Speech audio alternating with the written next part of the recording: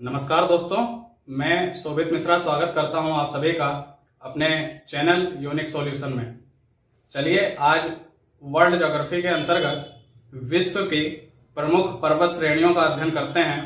पर्वत श्रेणियां, पहले इसको जान लें कि यह बनते कैसे हैं। आपने इसमें पढ़ा होगा, ज्वालामुखी क्रिया के फलस्वरूप धरती के गर्भ से जब लावा मैग्मा निकलता है तो वह धरती पर आकर के धीमे धीमे जब ठंडा होता है और चट्टानों के रूप में वह एक डोम का शेप लेता है और पर्वतों का निर्माण होता है। अब इसमें एक दो सिद्धांत और पढ़ते होंगे, प्लेट विवर्तनिकी सिद्धांत, जिसमें अगर देखा जाए तो ज्वालामुखी की क्रिया जो है वह कहीं ना कहीं प्लेट विवर्तनिकी के होने के कारण ही कहीं ना कहीं ज्वालामुखी का उद्गार होता है और पर्वतों का निर्माण संभव होता है। लेकिन आज के वीडियो में हम लोग पर्वतों के निर्माण की क्रिया नहीं पढ़ने जा रहे हैं।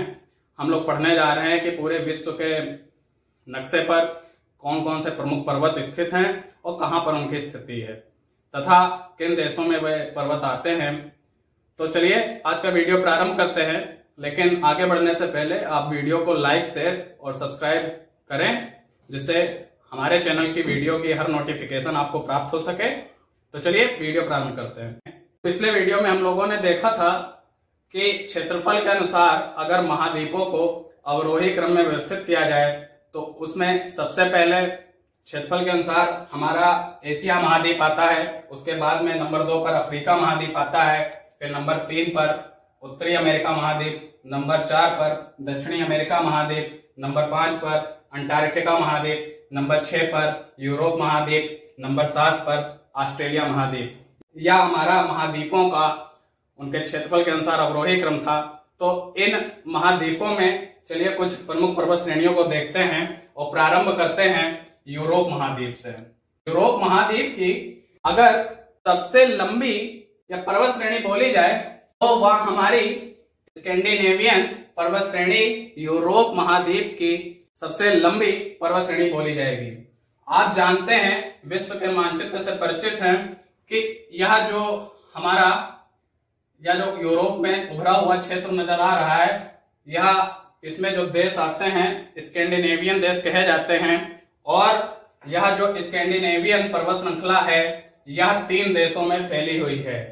सबसे पहले हमारा यहाँ पे एक देश है नॉर्वे, यहाँ पे दूसरा देश है स्वीडन और यहाँ पे तीसरा देश है फिनलैंड। नॉर्वे, स्वीडन, फिनलैंड, इन 3 देशों में स्कैंडिनेवियन श्रृंखला आती है। आप इन 3 देशों को इस तरीके से भी ध्यान में रख सकते हैं कि नॉर्वे, स्वीडन या उन देशों में आते हैं जो आपको याद होगा विश्व में प्रकाशित होने वाली रैंकिंग में सबसे आगे रहते हैं। अब बात करें कि नंबर 2 पर लंबाई के हिसाब से यूरोप की सबसे लंबी पर्वत श्रृंखला कौन सी है, तो इसमें एक कार्पेथियन पर्वत श्रेणी आती है। कार्पेथियन नाम याद रखिएगा।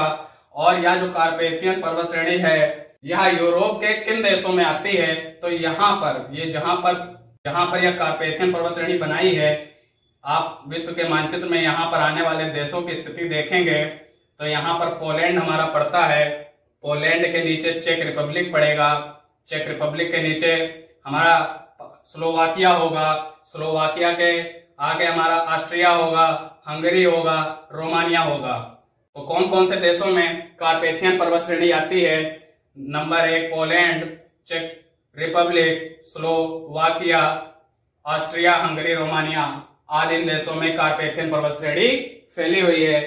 आप विश्व के मैप में इन देशों की स्थिति को देखें। अब नंबर 3 पर जो आप काफी प्रमुख और चर्चित पर्वत श्रेणी है यूरोप की, जिसे आल्प्स पर्वत श्रेणी कहते हैं। आप सुनते होंगे कि स्विट्जरलैंड, जिसे हेवन ऑफ अर्थ, पृथ्वी का स्वर्ग भी कहा जाता है, वहां पे जो पर्वत श्रेणी विद्यमान है वह आल्प्स ही है। इटली में जो मौजूद पर्वत श्रेणियां हैं आल्प्स हैं। मतलब कि जो पृथ्वी की सुंदरता जहां पे आपको देखने को मिलती है वह आल्प्स पर्वत श्रेणियां ही हैं। तो जब कभी आप यूरोप में घूमने जाएं तो स्विट्जरलैंड में जिन पर्वत श्रेणियों को आप पाएंगे वह आल्प्स पर्वत श्रेणी होंगी। तो यह हमारी आल्प्स पर्वत श्रेणी है और इस आल्प्स पर्वत श्रेणी के अंतर्गत कौन कौन से देशों की स्थिति आती है, तो जरा पूर्व से लेकर के पश्चिम की तरफ और फिर उत्तर की तरफ बढ़ते हुए इन देशों की जो स्थिति है जरा समझते हैं।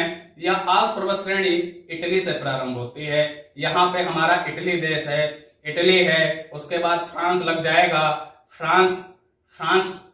फ्रांस और वहीं पे एक छोटा देश है जिसकी सीमा समुद्र से लगती है, मोनेको है। इटली, मोनेको, फ्रांस, उसके आगे आप बढ़ेंगे तो जर्मनी पा जाएंगे, जर्मनी के नीचे उधर स्विट्जरलैंड आप पा जाएंगे, स्विट्जरलैंड के पास में ऑस्ट्रिया पा जाएंगे, और ऑस्ट्रिया के नीचे जो होगा स्लोवानिया पा जाएंगे। तो इस तरीके से यह आल्प्स पर्वत श्रेणी हमारी सबसे पहले देखा जाए इटली, मोनेको, फ्रांस, आगे जर्मनी, स्विट्जरलैंड, ऑस्ट्रिया, स्लोवानिया, यह आल्प्स पर्वत श्रेणी इन देशों में आती है। तो लंबाई के हिसाब से यूरोप की 3 पर्वत श्रेणियों को हम लोगों ने देखा, Scandinavian, Carpathian, Alps. Scandinavian, Norway, Sweden, Finland, Carpathian, Poland, चेक Republic, Slovakia, Austria, Hungary, Romania, और Alps Italy, Monaco, France, Germany, Switzerland, Austria और स्लोवानिया। तो इन 3 पर्वत श्रेणियों को देखने के बाद में आप यूरोप के अन्य पर्वत श्रेणियों को भी परिचित होंगे। अच्छा, आल्प्स से संबंधित एक तथ्य को और समझ लें कि आल्प्स पर्वत से ही राइन नदी निकलती है।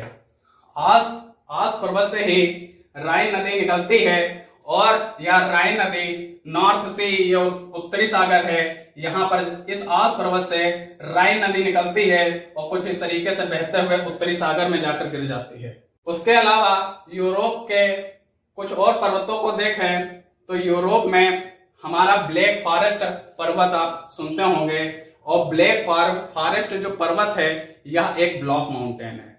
ब्लॉक माउंटेन क्या होता है कि जैसे मान लें कि यह धरती का कोई सरफेस है और पृथ्वी में अंतर्जनित बल उत्पन्न होने के कारण यह जो पृथ्वी के मान लीजिए यह जो 2 भाग हैं, यह नीचे आ गए, यह नीचे आ गए, यहां पर आ गए, और इस तरीके से, और नीचे आने के साथ साथ इन्होंने आपस में दबाव भी उत्पन्न किया, जिससे जो बीच वाला भाग था यह ऊपर की तरफ उठ गया।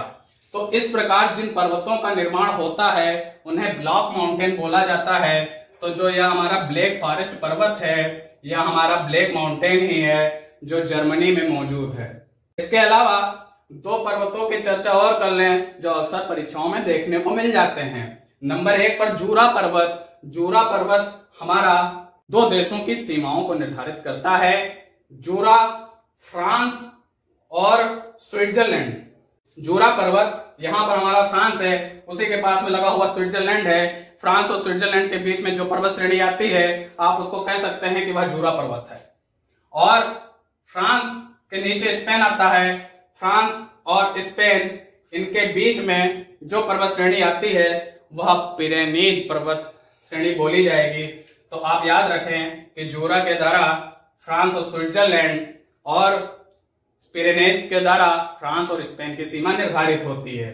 अब चलिए हम लोग यूरोप को पढ़ चुके हैं, यूरोप में आने वाले मुख्य पर्वत श्रृंखलाओं को पढ़ चुके हैं। अब आगे बढ़ते हैं और एशिया पर आते हैं। लेकिन यूरोप से एशिया में आने पर हम लोगों ने जैसा कि जानते हैं पहले वीडियो में चर्चा की थी कि यूरोप और एशिया को पर्वत श्रृंखला अलग करती है जो कि यूराल पर्वत श्रेणी है। और यूराल पर्वत श्रेणी या हमारी रसिया से होकर जाती है। आप जानते हैं कि जो रूस है वह एशिया में भी मौजूद है, रूस हमारा यूरोप में भी मौजूद है। तो आखिर रूस 2 महाद्वीपों का हिस्सा कैसे है? यह यूराल पर्वत श्रेणी ही प्राकृतिक रूप से रूस को एशिया और यूरोप का हिस्सा बनाती है। यूराल पर्वत श्रेणी यहाँ पर हमारा कारा सागर मौजूद है, कारा सी, कारा, यह हमारा यूराल पर्वत कारा सागर से प्रारंभ होता है। और आप विश्व मानचित्र में देखेंगे तो यहाँ पर आप कैस्पियन सागर पा जाएंगे और यहाँ पर थोड़ी दूरी पर ब्लैक सागर पाएंगे। तो जो हमारा यूराल पर्वत है यह कारा सागर से प्रारंभ होता है और कैस्पियन सागर तक जाता है। इस पर्वत श्रेणी के द्वारा यूराल पर्वत रूस को एशिया और यूरोप में पृथक करता है। आगे चर्चा करते हैं, यूराल पर्वत के आगे बढ़ते हैं। आप काकेशस पर्वत का भी नाम सुने होंगे। काकेशस पर्वत भी आपका, अगर एशिया और यूरोप का दूसरा विभाजन देखा जाए तो कौन सी प्राकृतिक श्रेणियां हैं जिनके द्वारा यूरोप और एशिया का विभाजन हो सकता है, तो आप एक बोल सकते हैं कि यूराल पर्वत, और दूसरा इसी तरीके से आप बोल सकते हैं काकेशस पर्वत। जो यह काकेशस पर्वत हैं, यह कैस्पियन सागर और ब्लैक सागर के बीच में मौजूद हैं। जो यह काकेशस पर्वत है, यह कैस्पियन सागर और ब्लैक सागर के बीच में मौजूद हैं। और यह काकेशस पर्वत आखिर किन किन देशों के अंतर्गत आते हैं, तो 4 देशों के नाम आप याद रखिएगा। 2 आपको तो अभी से याद होंगे जो चर्चा में रहे थे, एक तो अजरबैजान, एक आर्मेनिया, और 2 और याद रख लें, रूस और जॉर्जिया। रूस, अजरबैजान, आर्मेनिया और वहीं पे लगा हुआ है जॉर्जिया। यह जो काकेशस पर्वत है इन 4 देशों के अंतर्गत आता है। और कहें किनके बीच में आता है, तो कैस्पियन सागर और काला सागर के बीच में काकेशस पर्वत आता है। और काकेशस पर्वत भी जो है प्राकृतिक रूप से यूरोप और एशिया को अलग करता है। चलिए अब एशिया में आते हैं। एशिया में पश्चिम से पूरब की तरफ बढ़ते हुए हम लोग इस पे चर्चा करेंगे। पश्चिम में अगर देखा जाए तो आप एक सुने होंगे कि ज़ेग्रोज पर्वत श्रृंखला। ज़ेग्रोज पर्वत श्रृंखला तुर्की, ईरान, इराक इन देशों के अंतर्गत ज़ेग्रोज पर्वत श्रृंखला आती है।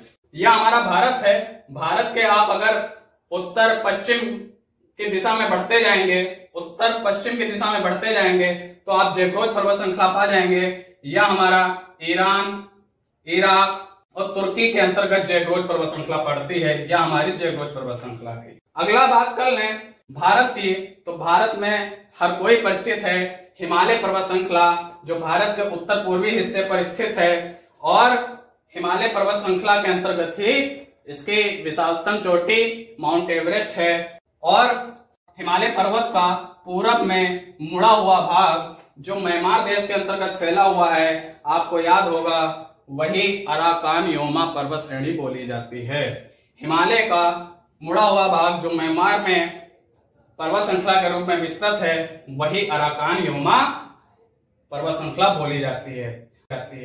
आगे बात कर लें अल्टाई पर्वत श्रृंखला की। अल्टाई पर्वत श्रृंखला हमारी 4 देशों में फैली हुई है, जिसमें मध्य एशिया का एक देश यहाँ पर कजाकिस्तान आ जाता है, दूसरा हमारा रूस है, तीसरा हमारा यहाँ पर मंगोलिया देश आ जाता है, और चौथा हमारा चीन है। तो 4 देशों में अल्टाई पर्वत श्रृंखला फैली हुई है, कजाकिस्तान, रूस, मंगोलिया और चीन। इस तरीके से हम लोगों ने अल्टाई पर्वत श्रृंखला, हिमालय और ज़ेग्रोज को समझा, अराकान योमा को भी देखा। आगे देखते हैं कि जो रूस का ये हमारा एक प्रायद्वीपीय क्षेत्र है। प्रायद्वीप आप समझ गए कि जो 3 तरफ जल से घिरा हो, 1 2 3 3 तरफ जल से घिरा हुआ है। और इस प्रायद्वीप को कमचटका प्रायद्वीप कहते हैं। और यहीं पर जो पर्वत श्रृंखला पाई जाती है उसे कमचटका पर्वत श्रृंखला कहते हैं। अब इसको याद रखना बहुत सरल है, यह जो द्वीप है इसे ही कमचटका प्रायद्वीप कहा जाता है। और यहाँ पर जो पर्वत श्रृंखला पाई जाती है उसे कमचटका पर्वत श्रृंखला कहते हैं। और यह बहुत जरूरी है कि आप इसको याद रखें, यह एक पर्वत श्रृंखला ऐसी है जिसमें सबसे ज्यादा सक्रिय ज्वालामुखी पाए जाते हैं। अब अगर आप ध्यान से देखें तो यह जो रूस का यह हिस्सा है, अगर इस उत्तरी अमेरिका के हिस्से को यहाँ पर लाके जोड़ दिया जाए, तब इस तरीके से एक गोला बनता है। और उस गोले को आपने ज्योग्राफी में पढ़ा होगा, रिंग ऑफ फायर बोला जाता है। रिंग ऑफ फायर इसलिए बोला जाता है क्योंकि उतने क्षेत्र में ज्वालामुखी, जो सक्रिय ज्वालामुखी हैं, उनकी संख्या सबसे ज्यादा है। और यह कमचटका प्रायद्वीप उसी के अंतर्गत आता है। तो कमचटका प्रायद्वीप में ही कमचटका पर्वत श्रृंखला आती है। इस तरीके से हम लोगों ने यूरोप और एशिया के पर्वत श्रृंखलाओं को लगभग पूर्ण कर लिया है। अब चलिए बात कर लेते हैं अफ्रीका महाद्वीप की। तो अफ्रीका महाद्वीप में जो सबसे लंबी पर्वत श्रृंखला है, और आप यह ध्यान रख लें कि जो एशिया महाद्वीप है उसकी सबसे लंबी पर्वत श्रृंखला हमारी हिमालय है। अब बात कर लें अफ्रीका महाद्वीप की। अफ्रीका महाद्वीप की सबसे लंबी पर्वत श्रृंखला जो है वह एटलस है। अफ्रीका महाद्वीप की सबसे लंबी पर्वत श्रृंखला एटलस है और एटलस हमारे 3 देशों में फैली है। याद रख ले, यहाँ पर हमारा मोरक्को पड़ता है, यहाँ पे हमारा अल्जीरिया पड़ता है, यहाँ पर एक छोटा देश ट्यूनीसिया पड़ता है। 3 देशों में मोरक्को, अल्जीरिया, ट्यूनीसिया में एटलस पर्वत श्रृंखला फैली है और यह एटलस पर्वत श्रृंखला अफ्रीका महाद्वीप की सबसे लंबी पर्वत श्रृंखला है। आगे बात करते हैं, एक ड्रैकेंसबर्ग पर्वत श्रृंखला है। ड्रैकेंसबर्ग पर्वत श्रृंखला दक्षिण अफ्रीका में मौजूद है। ड्रैकेंसबर्ग पर्वत श्रृंखला दक्षिण अफ्रीका में मौजूद है। अब आगे बात करते हैं कि उत्तरी अमेरिका में आप 2 पर्वत श्रृंखलाओं से परिचित ही होंगे। इसके पश्चिमी भाग में लंबी एक पर्वत श्रृंखला फैली हुई है जो कि आप जानते हैं जिसे रॉकीज पर्वत श्रृंखला कहते हैं, और इसके पूर्वी भाग में एक पर्वत श्रृंखला फैली हुई है जिसे अपलेशियन पर्वत श्रृंखला कहते हैं। यह दोनों पर्वत श्रृंखलाएं कनाडा और अमेरिका के अंतर्गत लगभग फैली हुई हैं। और दक्षिण अमेरिका में जो विश्व की सबसे लंबी पर्वत श्रृंखला है, अगर उत्तरी अमेरिका की सबसे लंबी पर्वत श्रृंखला कही जाए तो वह रॉकीज हो गई, और दक्षिण अमेरिका की तो सबसे लंबी पर्वत श्रृंखला है ही, साथ में विश्व की सबसे लंबी पर्वत श्रृंखला है जो कि एंडीज पर्वत श्रृंखला बोली जाएगी। और एंडीज पर्वत श्रृंखला या किन किन देशों में आती है, यहां पर आप ध्यान रखिएगा, यहां पर हमारा इक्वेडोर, कोलंबिया और पेरू, चिली, अर्जेंटीना, बोलिविया आदि ये देश हैं जिसमें एंडीज पर्वत श्रृंखला फैली हुई है, और एंडीज पर्वत श्रृंखला विश्व की सबसे लंबी पर्वत श्रृंखला है।